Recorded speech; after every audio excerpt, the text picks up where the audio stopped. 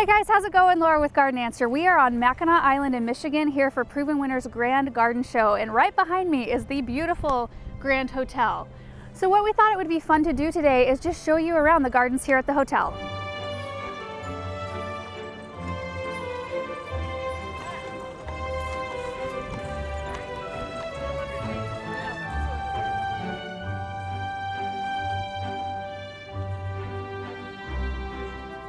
So this is the garden that greets you when you initially arrive at the hotel. Super welcoming and beautiful.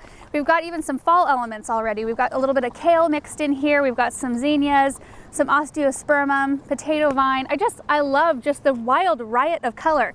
And then right up in the center, you can see, well, first of all, the first thing I noticed was the verbena. So the meteor showers, I think this is meteor showers verbena. Absolutely beautiful. I love that plant. It's a pollinator attractant like crazy. But you can see the pineapple right in the center, which is the international symbol of welcome. So it really works perfectly in this spot. This is the second of the two kind of welcoming beds. The first one is the one I just showed you. It's a little bit smaller. This is the bigger of the two. And they've kind of designed this in a really neat, like horseshoe shape. And I don't know if there's some reason behind that. There probably is. I did notice that a lot of the plantings are repeat, so it's a lot of the same colors, which is really nice. It makes it very cohesive. But I did notice in this one, we've got some beautiful superbena and then some purple fountain grass. And I love, especially on this kind of breezy day, it adds a lot of movement to this area. I think it's absolutely gorgeous.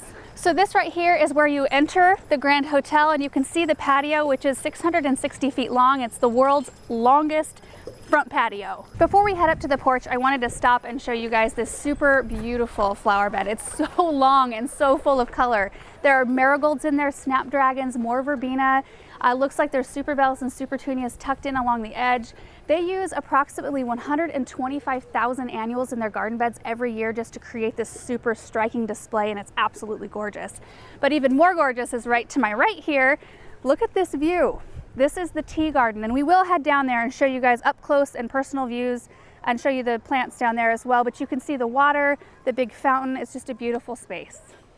So we're up on the porch now, and again, this is the world's longest porch at 660 feet. It's beautiful. Love all the white rocking chairs. But right along the edge and worked into a lot of the planters up here are red geraniums, and that is their signature flower here at the Grand Hotel. And they use 2,500 geraniums just on the patio alone. And I think a total of 260 planting boxes, which is amazing. This is my favorite. Look at the views. You can see the golf course, the church, the water in the distance, and the tea garden down below. I think Aaron and I are going to play a little chess now.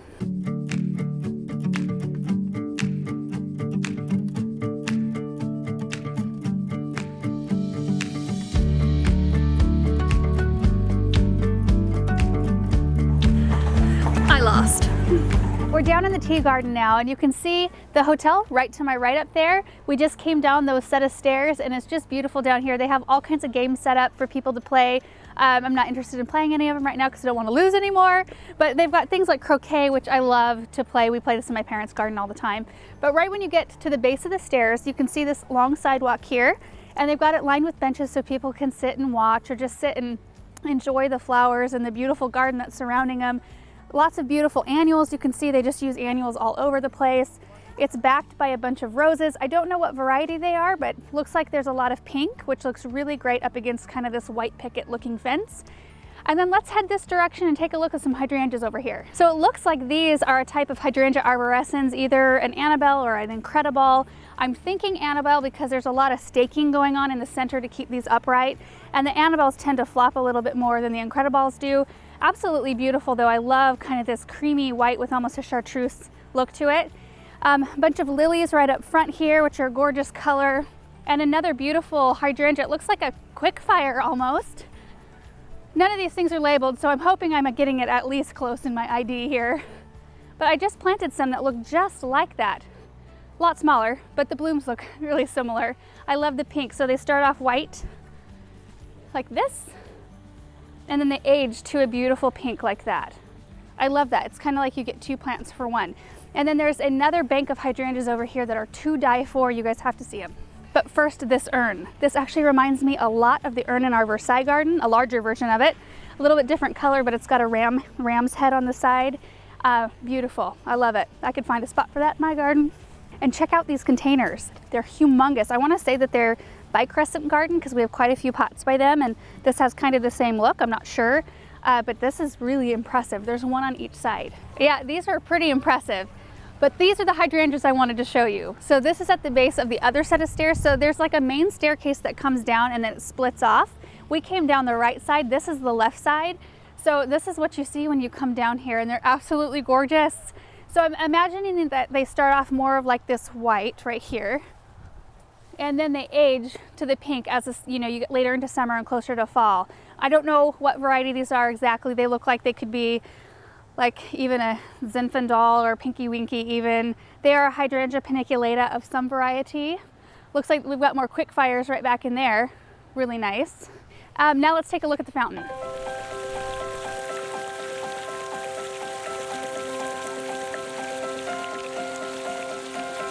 This area is super pleasing, just the sound of the water. It just feels so peaceful.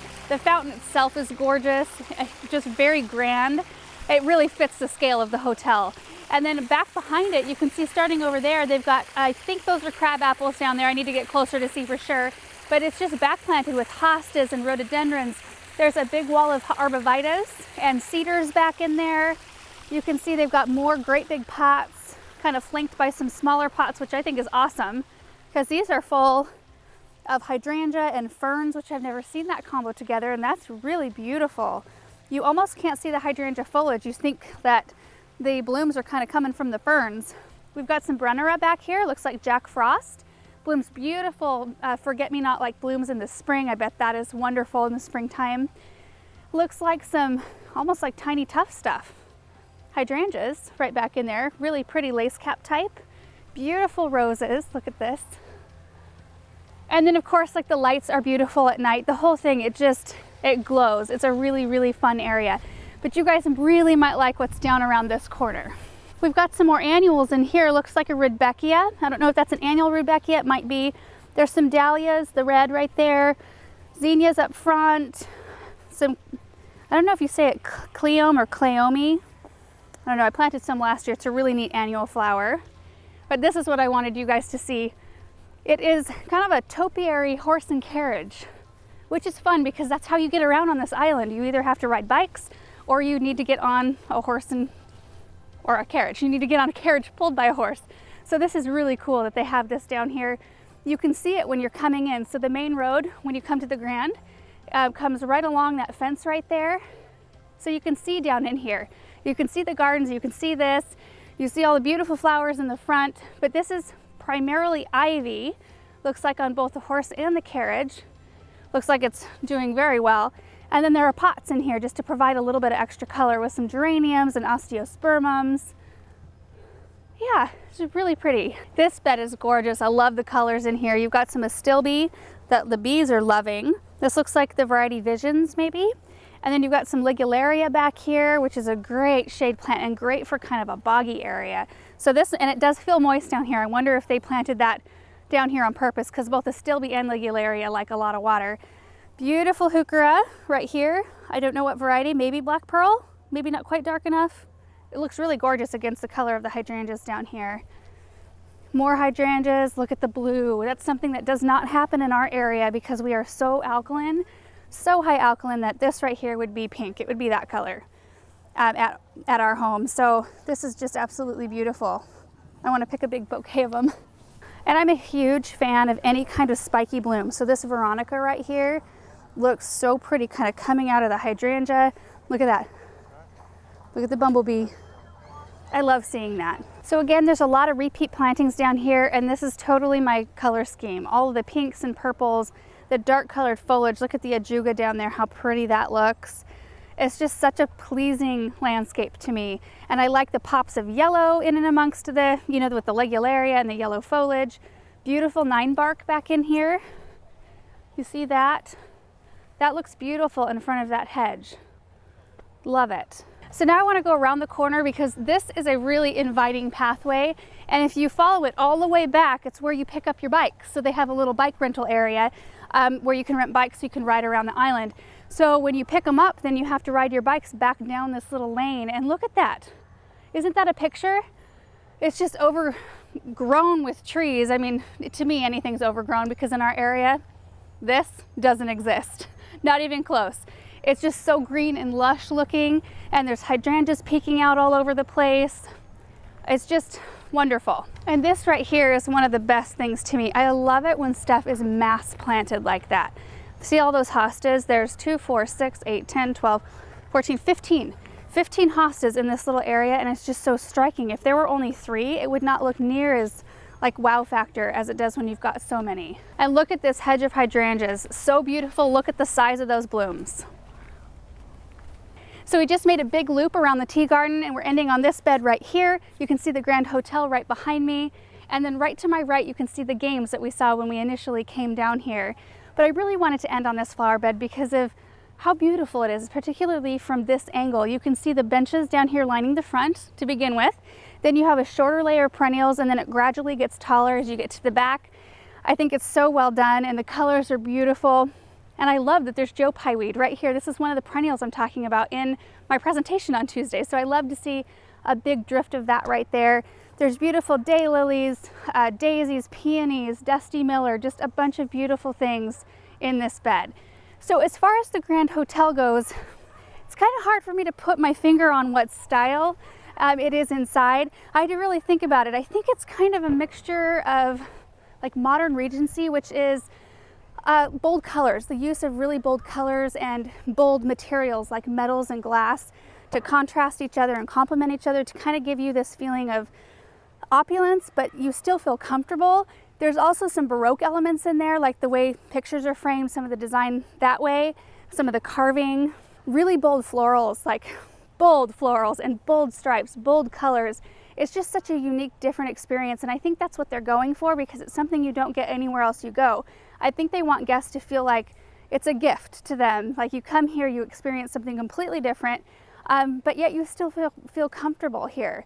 I would definitely recommend, if you ever have a chance to come to Mackinac Island and visit the Grand Hotel, I would do it.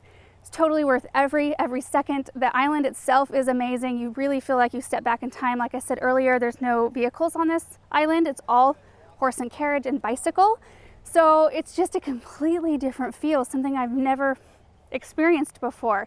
And of course, we're here for the Grand Garden Show for Proven Winners. So we have been able to tour some private gardens, which we will do some video tours for you guys to see. It's a great time to come to the island because you get access to places you wouldn't normally get if you weren't here for the garden show. These homes are privately owned, and the owners are just so welcoming, and they're so proud of everything that they've done in their gardens. They really strive for beauty, like beautiful color, beautiful plants, beautiful design, and it really shows. It's so worth it, so inspiring. So anyway, that is the garden tour video for today of the Grand Hotel Gardens. I hope you guys enjoyed it, and we will see you in the next one. Bye.